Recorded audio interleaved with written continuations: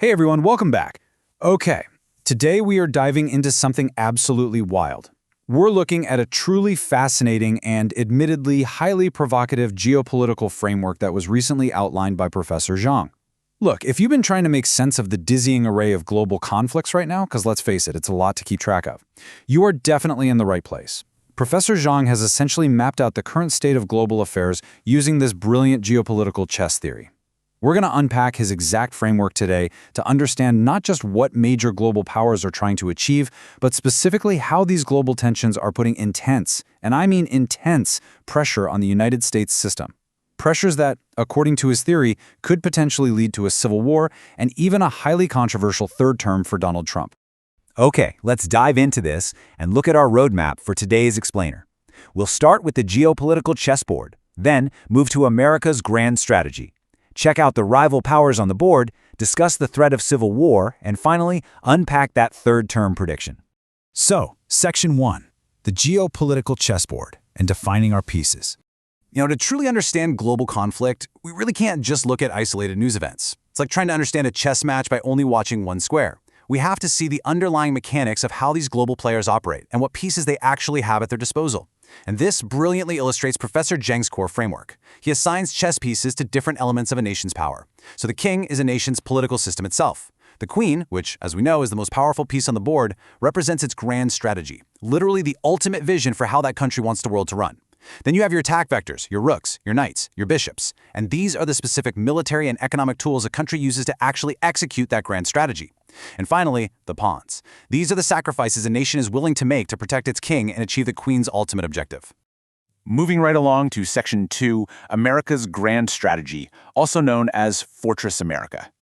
With that framework in mind, let's focus our attention directly on the United States and see exactly how its specific pieces are currently arranged on this global board. Let's start by comparing the kings of the US and Russia, which, remember, represent their political systems. According to Professor Jiang, the US system, being a democracy, is incredibly vibrant. It's flexible, it's creative. But its ultimate vulnerability, the primary way you can actually put the US king in check, is through extreme political polarization. On the flip side, you have the Russian system, an autocracy. It's highly decisive and fantastic for long-term coordinated thinking. But its inherent vulnerability is a succession crisis, right?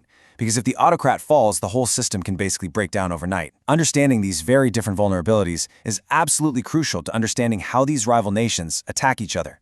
So, to defend its king, the United States deploys some incredibly powerful attack vectors, its rooks and knights. Militarily, the US relies on unmatched technological and aerial supremacy. This allows it to strike globally while keeping the need for actual ground troops to a minimum. Economically, its greatest weapon, without a doubt, is the US dollar. Because it anchors the global reserve, it allows the US to sanction and literally financially strangle its rivals. And finally, its influence is projected through global propaganda, controlling narratives through the world's most powerful media and cultural institutions. But what are those tools actually being used for, right? What is America's queen? Well, according to Jiang, the U.S. grand strategy isn't a secret. It's outlined right there in the public national defense strategy. The ultimate goal is to create Fortress America by heavily securing the Western Hemisphere. We're talking about ensuring absolute dominance over regions like Canada, Mexico, and South America. Meanwhile, the strategy for the rest of the world is basically to create divide-and-rule chaos.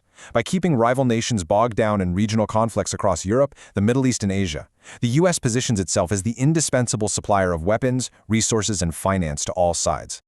All right, Section 3, rival powers on the board. Let's take a look at Russia, Israel, and Iran. Now, obviously, the US is not playing this game in a vacuum. Let's shift our narrative for a minute to the other major players who are actively competing on this exact same board, and who are actively trying to disrupt that American grand strategy. Now, what's really interesting about this breakdown is how entirely incompatible these rival strategies actually are.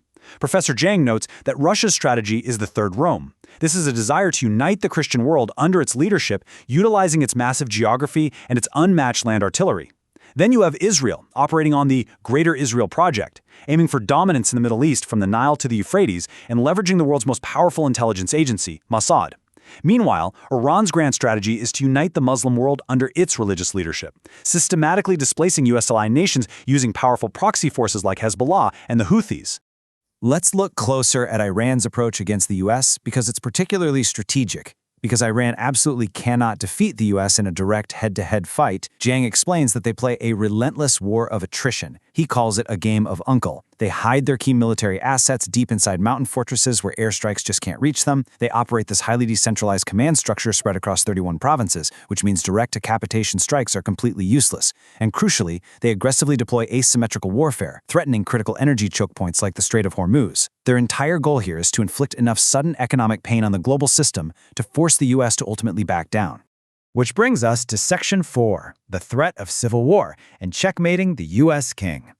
So we see all these pieces moving globally, but how does this actually translate to domestic turmoil right here in America?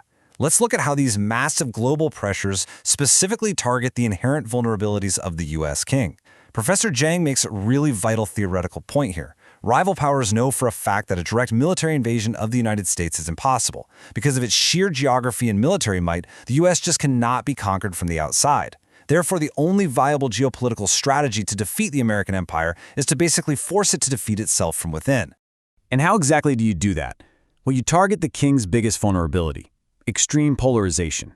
Foreign adversaries aim to leverage external global conflicts, think endless wars in the Middle East or severe economic strangulation, to amplify the domestic political stress inside the United States. The strategic goal of America's rivals is to create an environment that is so heavily polarized and so economically strained that the different political factions and elite classes literally turn on one another. That, according to Jiang, is exactly how foreign powers intend to checkmate the US king. Let's move to and see how this builds into Section 5, the third term prediction, loopholes and war powers. Okay, this is where we reach the climax of Professor Jiang's geopolitical framework. In an environment of extreme polarization, systemic stress, and global war, Jiang makes a highly controversial prediction regarding the US presidency. He predicts that Donald Trump will not only secure a second term, but will actually maneuver to secure a third term. Now, immediately you're probably thinking, wait, isn't a third term explicitly forbidden by the US Constitution? Like, how is a third US presidential term even technically possible? Well, according to Jiang, there are specific, somewhat hidden loopholes and emergency levers within the system that could, theoretically, be exploited. So let's walk through this. The first theoretical path is what we can call the succession play. Here's exactly how Jiang maps it out. Imagine it's 2028 and a close ally, perhaps someone like his son, Don Jr., or another staunch loyalist, runs for president. Donald Trump is placed on that ticket as the vice presidential candidate. If they win, the newly elected president simply abdicates the office. Under the rules of succession, the vice president immediately assumes the presidency. Now, while legal scholars heavily debate the spirit of the 12th and 22nd Amendments regarding a move like this, Jiang points out that there's actually no explicit constitutional text absolutely preventing a former two-term president from serving via succession.